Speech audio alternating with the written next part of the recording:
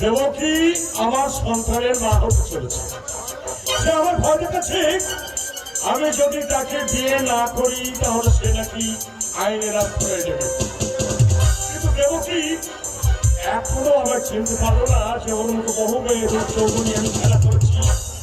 তারপর আমি তাকে ছুড়ে দিয়েছি ওই নোংরা ডাস্টবিনে।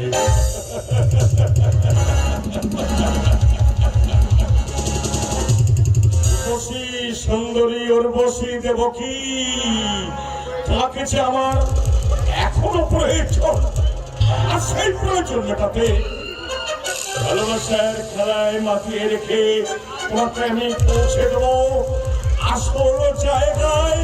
তারপর yes yes come in, come on my sweet darling, come on. কেন থাকবে কেন ডার্লিং?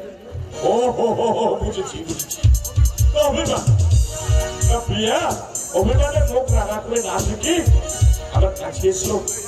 আমার ভালোবাসার ছয় তোমার সব মান অভিমান আমি দূর করবো। আমি জানি দেবো কি তুমি আমার ভুল বুঝেছ, কিন্তু বিশ্বাস করো আমি যা চেয়েছিলাম তা শুধু তোমার জন্য। আপন ঘর বলছি শুধু তোমার জন্য।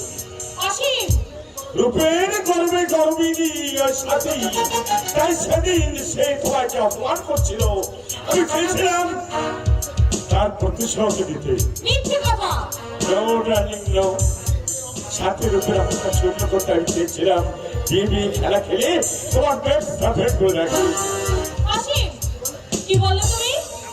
কি বলছি ডার্লিং, তোমার আমার ভালোবাসার মিলনে যে সন্তান আছে তোমাকে, সেই আগত সন্তানের তৃপ্তি নিয়ে বলছি আমি যদি এতটুকু মিথ্যা কথা বলে থাকি দেব। চুপ করো অসীম, তুমি চুপ করো। আমার না জানিয়ে তুমি কেন এই কাজ করতে গেলে? তোমাকে দেব বলে অসীম, ভালোবাসার ফুল একজনকে অর্জন দেওয়া চাই দেব কি, অন্য কাউকে নয়। তুমি আমার জীবনে এনেছো বসন্ত, তুমি আমার পিতৃত্বে সম্মান দিয়েছ, তাই তোমায় ছেড়ে অন্য কাউকে ভালোবাসতে আমি পারি না, পারি না। তাকে আমার স্ত্রীর মর্যাদা দিতে। তুমি আমার সন্তানের মা, এটি কি আনন্দ তা আমি তোমায় বলে বোঝাতে পারবো না। দেবো কি অসীম, তুমি অমানুষ নই, বেঈমান নই,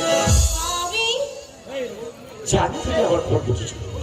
আর তাছাড়া ভুল বোঝাটা একটু স্বাভাবিক, কারণ এই বাংলার মেয়েরা সব দিতে পারে, পারে না শুধু তার স্বামীকে অন্য কারো হাতে তুলে দিতে।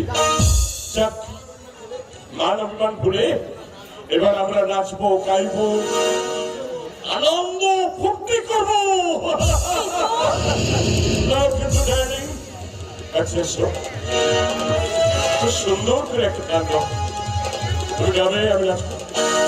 আমি গাবে, তুমি নাচবো।